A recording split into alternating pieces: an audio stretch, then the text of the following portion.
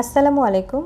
আমি ডক্টর শারমিন সুলতানা রিজভী 2010 থেকে কনসালটেন্ট হিসেবে রয়েছি টেকনোডেন্টাল উত্তরাতে।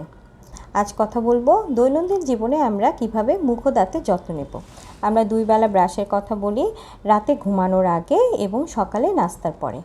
রাতে ঘুমানোর আগে ব্রাশটা আমরা খুবই ইম্পর্টেন্স দেই যে আমাদের অবশ্যই রাতে ঘুমাতে যাওয়ার আগে ব্রাশ করে তারপরে ঘুমাতে হবে।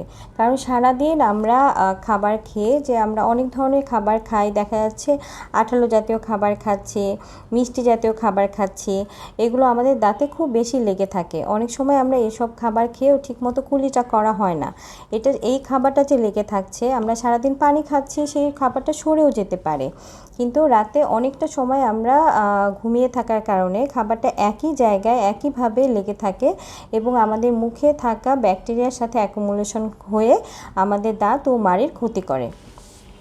এই জন্য অবশ্যই রাতে ঘুমানোর আগে ব্রাশ করে ঘুমাতে হবে, আর সকালে নাস্তা খাওয়ার পরে ব্রাশ করতে হবে।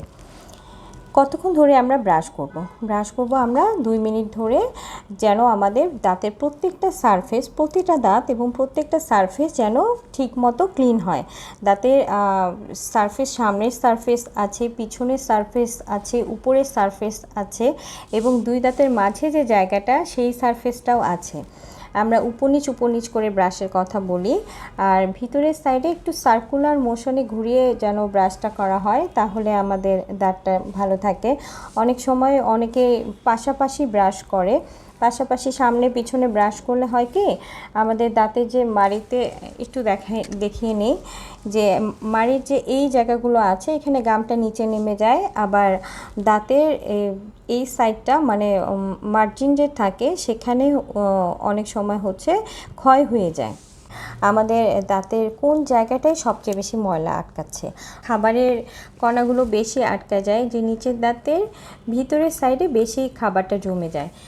ব্রাশিং টেকনিকটা একটু অন্যরকম, যেখানে হালকা প্রেস করে উপরের দিকে উঠাতে হবে। হ্যাঁ, ব্রাশ হবে ছোট সাইজের আর ব্রিসেল হবে নরম। এরকম হলে আমরা দেখতে পাই যে আমাদের দাঁতগুলো খুব সুন্দরভাবে পরিষ্কার করা সম্ভব হচ্ছে। অনেকে জিজ্ঞেস করে যে কোন ব্রাশটা সবচেয়ে ভালো। কোন ব্রাশটা ভালো, এটা এক একজনের এক এক রকম স্যুট করে, কারণ অনেকজনের মুখ হাটা বড়, আবার অনেকজনের মুখ হাটা ছোট। কিন্তু নর্মালি আমরা অনেক বড় সাইজের ব্রাশটা ইউজ না করে একটু ছোট মাথার ব্রাশ এবং সফট ব্রিসেলগুলো যেন সফট হয় সেদিকে খেয়াল রাখতে হবে। আমরা বুঝতে পারি না যে দাঁতে আমরা কতটুকু প্রেশার দিয়ে ব্রাশ করব। অনেক সময় অনেক জোরে জোরে ব্রাশ করার কারণেও দাঁতের সাইডটা, মানে আমরা সার্ভাইকাল সারফেস বলি, যে আমরা যে মার্জিনে, ওখানে আমাদের ক্ষয় হয়ে যায়। তো খেয়াল রাখতে হবে যে অতিরিক্ত প্রেশার দিয়েও ব্রাশ করা যাবে না, আবার খুব আস্তে সফটলিও ব্রাশ করা যাবে না। একটা নির্দিষ্ট প্রেশারে আমাদের ব্রাশটা করতে হবে। কিভাবে বুঝবো আমাদের প্রেশারটা ঠিক হচ্ছে কিনা? অনেক সময় আমরা ব্রাশ দেখে বুঝি, কারণ আমরা বলি যে 2 থেকে 3 মাস পর পর ব্রাশটা চেঞ্জ করার কথা। যদি দেখি আমাদের 2 মাস 3 মাস হয়ে গেছে কিন্তু তারপরেও ব্রাশের ব্রিসেলগুলো ফ্লায়ার শেপ হয়নি, মানে ফ্যান শেপ হয়ে যায়নি, তাহলেই বুঝবো যে আমাদের প্রেশারটা ঠিকমতো হচ্ছে না।